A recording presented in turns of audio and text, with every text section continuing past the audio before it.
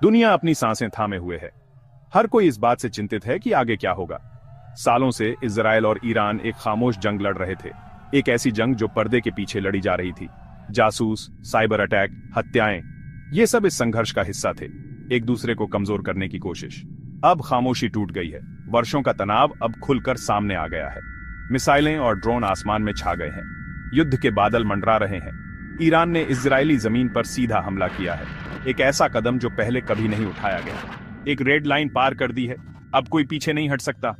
Israel ने पलटवार किया, अपनी पहुंच और इरादे दिखाए। यह स्पष्ट कर दिया कि वह चुप नहीं बैठेगा।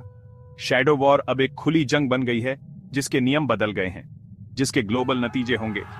दुनिया भर में इसका असर महसूस किया जाएगा। तनाव ज्यादा है, सिर्फ मिडिल ईस्ट में ही नहीं बल्कि दुनिया भर में।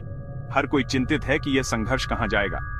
दोनों तरफ के लीडर गंभीर जवाब देने का वादा कर रहे हैं, जिससे स्थिति और भी नाजुक हो गई है। आग को और भड़का रहे हैं। शांति की कोई बात नहीं कर रहा है।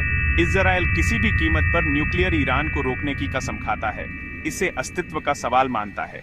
ईरान बदला लेने की धमकी देता है, अपने लोगों को ताकत दिखाता है। वह झुकने को तैयार नहीं है। आम लोग इस जंग में पिस रहे हैं, उनकी जिंदगी तबाह हो रही है। इजराइल में एयर रेड सायरन, ईरान में आर्थिक तंगी, हर तरफ डर और निराशा का माहौल है। रोजमर्रा की जिंदगी रुक गई है, चिंता और अनिश्चितता छाई हुई है। लोग अपने भविष्य को लेकर डरे हुए हैं। स्कूल बंद हो गए हैं, रूटीन खत्म हो गए हैं, बच्चों का भविष्य खतरे में है और शांति की उम्मीद कम होती जा रही है। क्या कभी शांति होगी भी या नहीं? जैसे जैसे संकट गहराता जा रहा है, इंसानों का नुकसान बढ़ता जा रहा है। ये एक मानवीय त्रासदी है। दुनिया देख रही है, डर रही है कि ये तो बस शुरुआत है।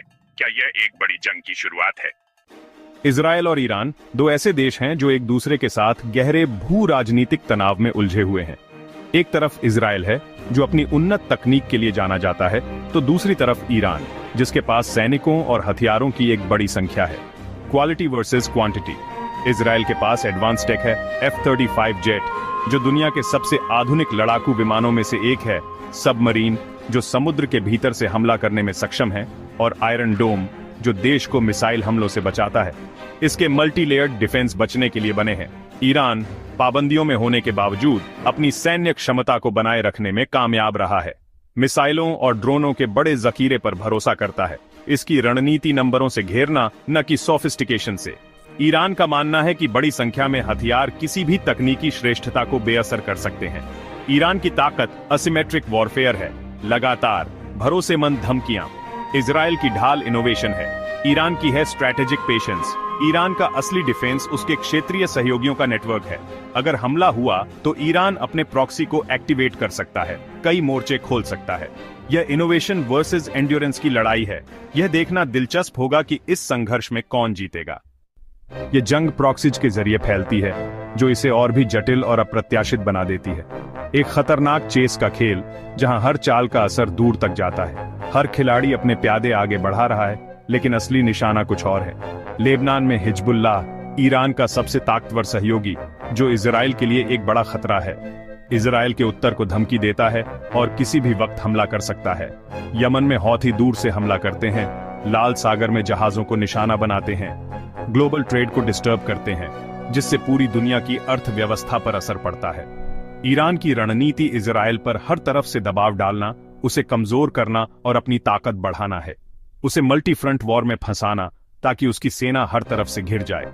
यूएस इजराइल का साथ देता है, उसे हथियार और राजनीतिक समर्थन देता है, लेकिन तनाव बढ़ने से डरता है, क्योंकि इससे उसे भी नुकसान हो सकता है। वॉशिंगटन को अपने सहयोगी का साथ देना होगा, लेकिन उसे यह भी देखना होगा कि हालात हाथ से न निकले, बिना क्षेत्रीय युद्ध भड़काए, जो पूरी दुनिया के लिए एक बड़ी मुसीबत बन सकता है।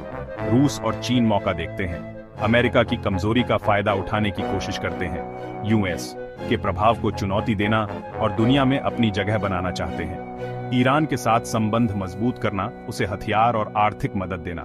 रूस हथियार टेक्नोलॉजी का व्यापार करता है, जिससे ईरान अपनी सेना को मजबूत कर सकता है।